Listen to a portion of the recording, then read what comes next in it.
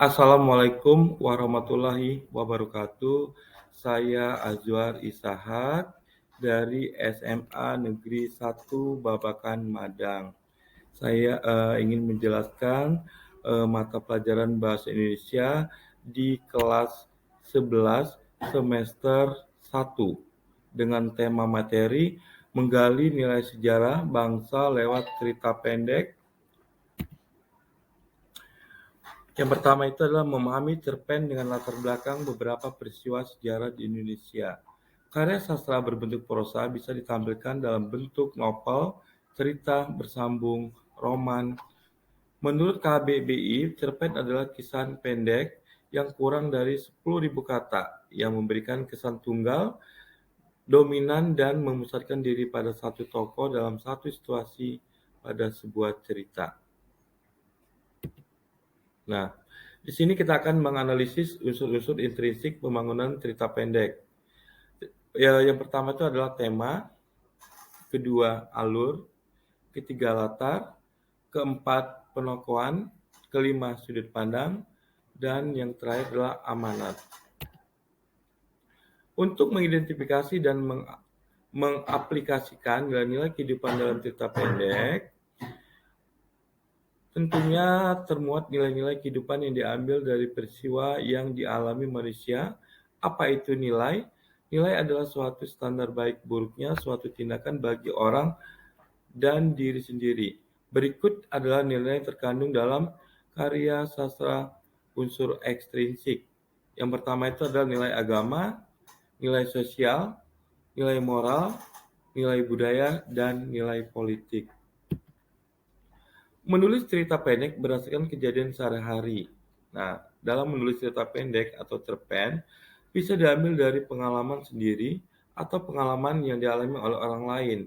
Kejadian sehari-hari yang kita lihat, kita serta rasakan dan mengikuti adalah sumber inspirasi yang tidak ada habisnya. Nah, dalam menulis sebuah cerpen itu ada ketentuannya. Yang pertama, eh, cerpen ditulis memenuhi syarat lebih kurang 10.000 kata dan selesai dibaca dalam kurang dari 10 menit. Fokus pada satu tokoh utama dan mengangkat satu permasalahan penting yang dialami oleh tokoh. Tema diangkat dari kejadian sehari-hari, baik yang kalian alami maupun dialami oleh diri sendiri. Terdapat salah satu nilai kehidupan yang terkandung pada peristiwa tersebut, nilai moral, agama, sosial, atau budaya. Tentukan latar dan tempat atau waktu yang akan diinginkan dalam cerita pendek tersebut. Lalu, kita susunlah alur cerita dengan memperhatikan 5 tahapan, yaitu pengenalan, kemunculan konflik, konflik memuncak, konflik menurun, dan penyelesaian.